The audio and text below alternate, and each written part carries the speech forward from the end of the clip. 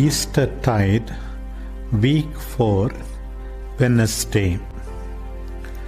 A reading from the treatise of Saint Hilary on the Trinity. The natural unity of the faithful in God through the incarnation of the Word and the sacrament of the Eucharist. If the Word was truly made flesh, and if we truly receive the Word made flesh in the Lord's food, why should we not hold that He remains within us naturally? For when He was born as a man, He assumed the nature of our flesh in such a way that it became inseparable from Himself, and He joined the nature of His flesh to the nature of His eternity in the sacrament of His flesh, which He allows us to share.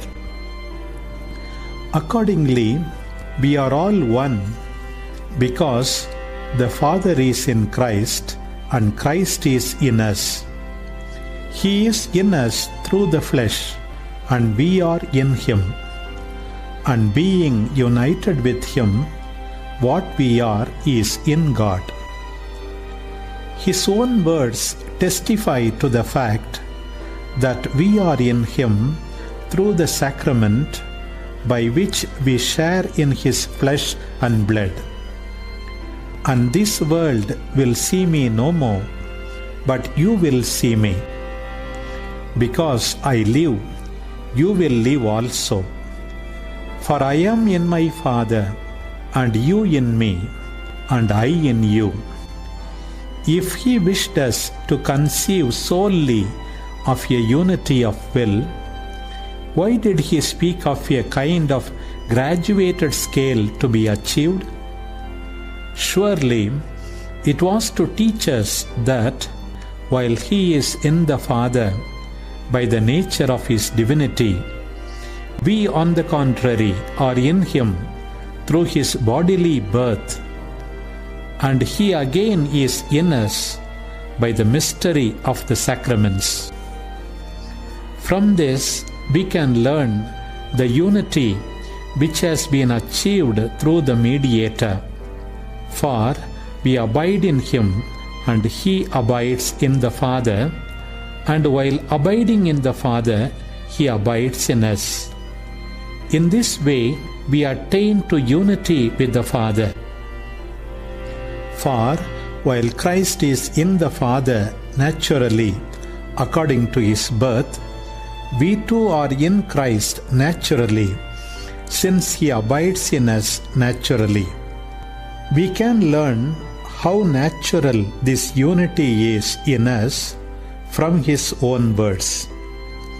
He who eats my flesh and drinks my blood abides in me, and I in him. No one can be in Christ unless Christ is in him.